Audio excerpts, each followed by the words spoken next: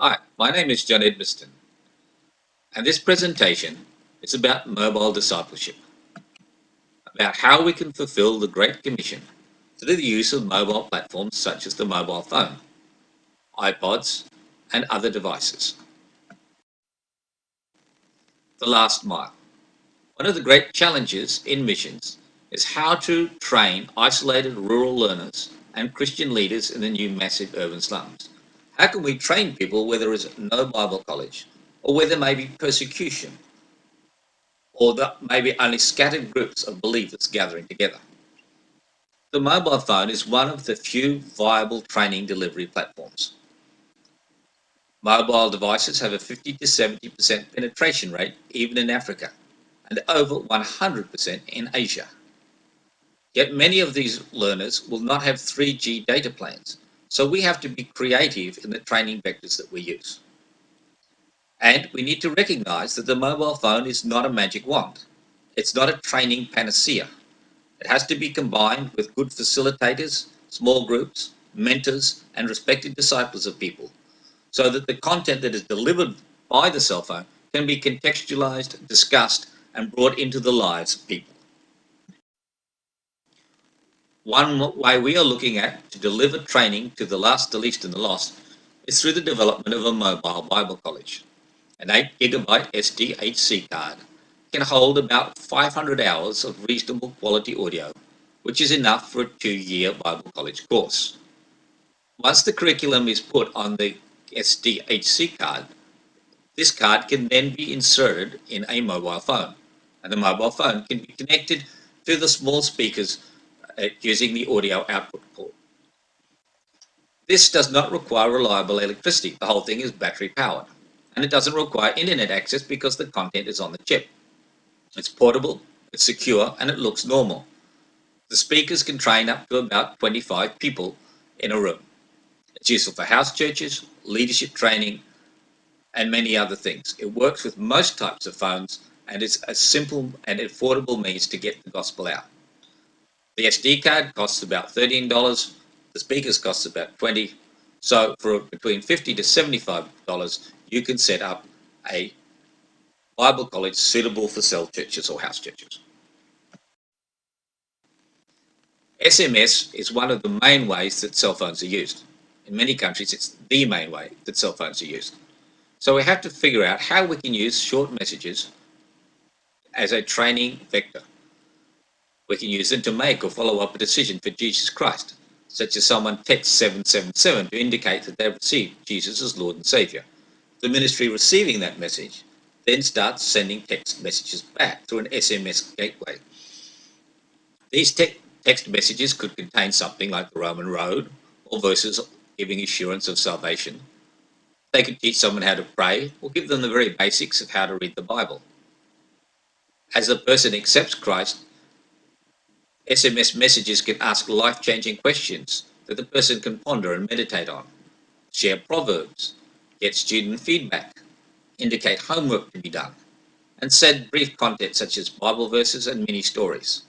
6 brief messages a day can start changing someone's life and start giving them the basics of Christian training.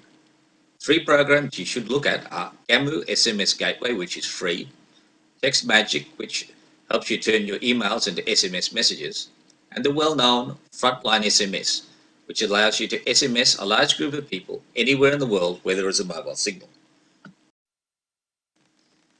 Mobile evangelism kiosks.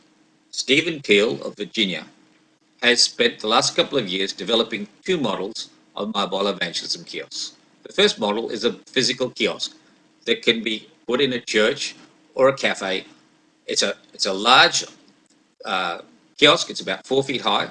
It has SD card duplication capabilities and a large hard drive in there containing many different audio Bibles. So the person comes up to the touchscreen, selects what they want, downloads it to the SD card in their phone, and walks away. The second model is much more mobile. You can see that illustrated on the lower left. It's a 2 terabyte hard drive with content, plus a plug PC and wireless router. It sets itself up as a mobile access point, say in a cafe. Someone coming into the cafe opens their laptop and sees an access point that says audio Bibles for free, or something like that. So what's that access point? They log onto it. They see a menu in front of them, allowing them to select from a wide variety of languages and formats. Maybe an audio Bible, maybe a sermon, whatever's been put on the 2 terabyte hard drive becomes immediately available to the person with their cell phone or laptop. KioskEvangelism.com is networking with many organizations to get audio Bibles in numerous languages, as well as key teaching materials. This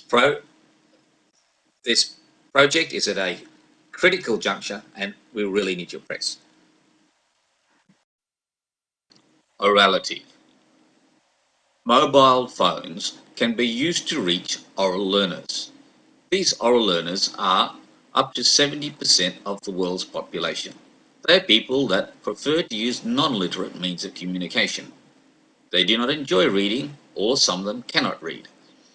They prefer audio or video means of presentation, or tribal storying methods. There are a great variety of oral learners. There's what we call primary orality, which is people who are primarily oral learners and are not literate at all. And there's secondary orality, those people who can read but prefer not to. There's a lot of information about oral learners at the International Orality Network, currently led by Samuel Chiang.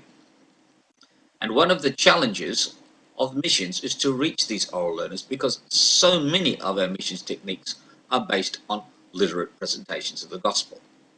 However, the cell phone is one means of reaching oral learners, because many of them will own a mobile phone and know how to use it.